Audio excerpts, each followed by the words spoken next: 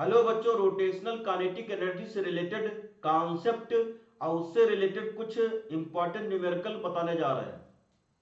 इसके पहले एक क्वेश्चन है, find out the acceleration of each block and there is sufficient friction between string and pulley.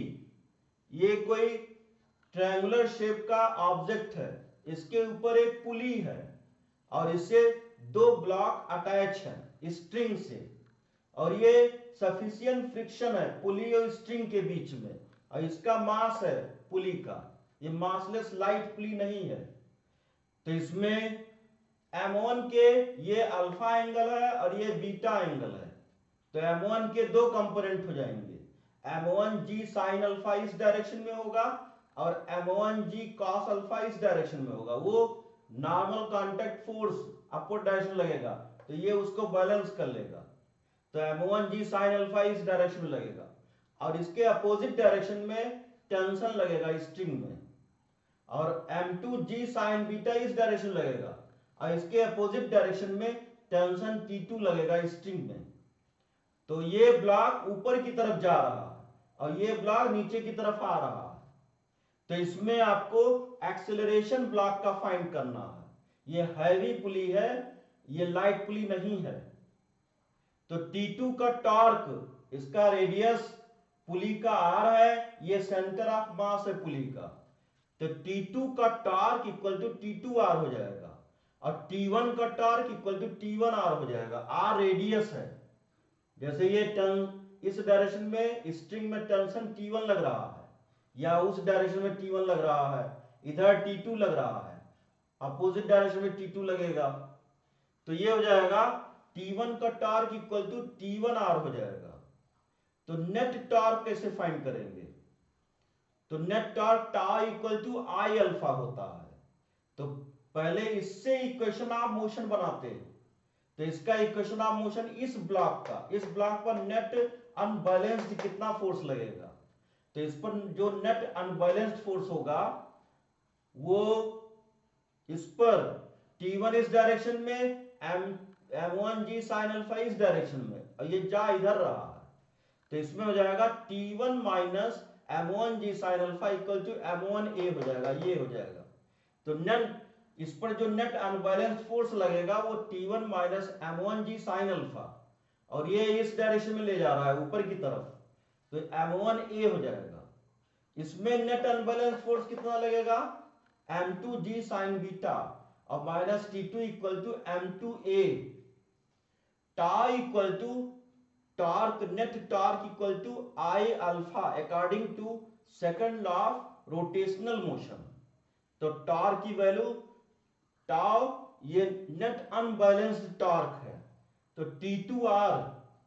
T2R ये positive होगा, outward direction में टॉर्क का डायरेक्शन होगा, ये एंटी क्लॉकवाइज डायरेक्शन रोटेट कराएगा इसे पुली को, और T1 ये क्लॉकवाइज डायरेक्शन में रोटेट कराता है, तो T2 minus T1 equal to IA upon R square हो जाएगा।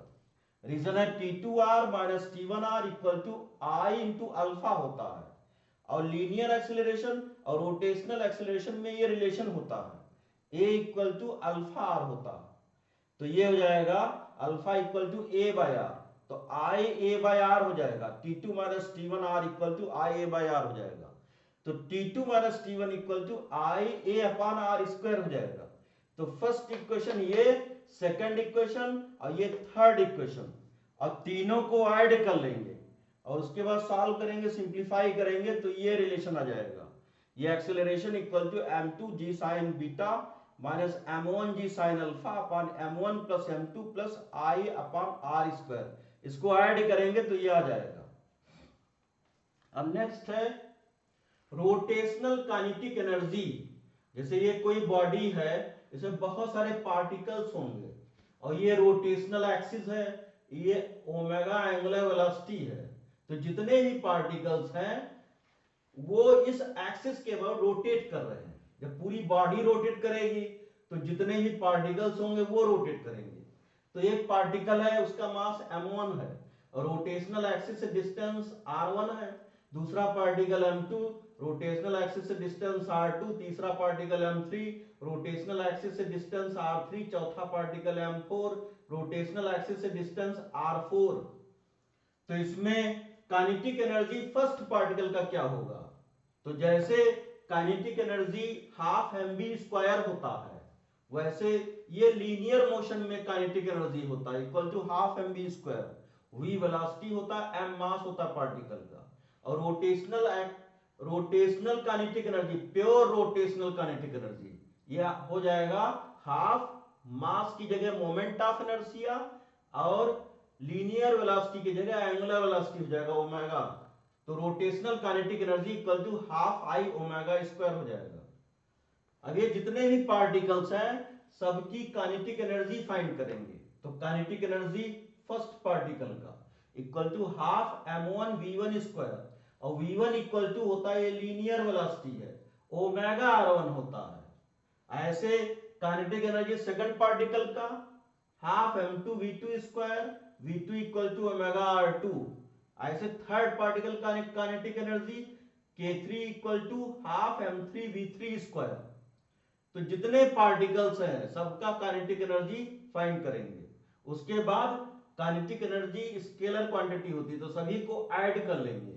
तो total kinetic energy of whole system, whole body equal to half m1 omega square, v की वैल्यू पुट कर देंगे, omega square r1 square plus half m2 omega square r2 square plus half m3 omega square r3 square, as so on. तो rotational kinetic energy equal to half omega square m1 r1 square plus m2 r2 square plus m3 r3 square, as so on. और ये हो जाएगा total body का moment of inertia, ये हो जाएगा, ये पार्टिकल का मोमेंट ऑफ इनर्शिया है, और सही पार्टिकल का मोमेंट ऑफ इनर्शिया का सम टोटल बॉडी का मोमेंट ऑफ इनर्शिया हो जाएगा। तो half omega square I equal to half I omega square, I moment of inertia, omega angular velocity. इससे रिलेटेड कुछ न्यूमेरिकल है। तो फर्स्ट न्यूमेरिकल ये है, calculate the angular velocity of rod when it hits the floor, when it hits the floor. ये floor है, और इसका जो रॉड है उसका सेंटर ऑफ मास सेंटर पे लाई करता है। तो रॉड का सेंटर ऑफ मास सेंटर पे लाई करता है, जिसका लेंथ L है, और ये मिड पॉइंट पर लाई करता है L/2 डिस्टेंस पर। और जब फ्लोर से ये टकराता है तो उस टाइम सेंटर ऑफ मास इसका चेंज होकर के नया सेंटर ऑफ मास यहां लाई करता है इसके एंड पॉइंट पर। तो पहले centre of mass mid point पर लाई करता था, मास इसका m है, रॉड का लेंथ L है, तो पहले मिड पॉइंट पर लाई करता था, और बाद में ये एंड पॉइंट पर लाई करता है जब इसके टकराता है, टकराने के बाद। तो ये हो जाएगा पोटेंशियल एनर्जी किसमें कन्वर्ट हो जाएगा? काइनेटिक एनर्जी में। ये इक्वल हो जाएगा, potential energy gets converted into kinetic energy. तो ये हो जाएगा पोटेंशियल एनर्जी क्या हो जाएगा? इस रॉड का पहले पोटेंशियल एनर्जी क्या था? पोटेंशियल एनर्जी था mgL/2, और ये काइनेटिक एनर्जी में कन्वर्ट हो जाएगा, तो हाफ आई ओमेगा स्क्वायर। तो ये जो नया सेंटर ऑफ मास है इसके अबाउट मोमेंट ऑफ इनर्शिया क्या हो जाएगा? तो ये हो जाएगा mgL/2 equal to half ml²/3 हो जाएगा, ये मोमेंट ऑफ इनर्शिया, और ओमेगा स्क्वायर हो जाएगा। तो ये ओमेगा की वैल्यू आ जाएगी √3g/L। Potential energy mgL/2, reason है सेंटर ऑफ मास यहां लाई कर रहा है, तो रेफरेंस पॉइंट से और इसके बीच जो डिस्टेंस होगा वो L/2। तो ये ओमेगा की वैल्यू आ जाती है √3g/L। ये जब किसी फ्लोर से कोलिजन करेगा, टकराएगा, तो उस टाइम ये इतना वेलोसिटी हो जाएगा, angular velocity omega equal to. अब नेक्स्ट क्वेश्चन है, calculate the angular speed of rod where the rod is slightly displaced from the fixed position. ये पहले रॉड का सेंटर ऑफ मास इसके बीच में लाई करता था, L/2 मिड पॉइंट पर लाई करता था, और ये डिस्प्लेस होकर के ये यहां लाई कर रहा है, नया सेंटर ऑफ मास है, तो पोटेंशियल एनर्जी काइनेटिक एनर्जी में कन्वर्ट हो जाएगा। तो mgl equal to half I omega square, mgl equal to half ml square by 3 omega square. तो इससे ओमेगा की value under root 6g upon L हो जाएगी। Thank you.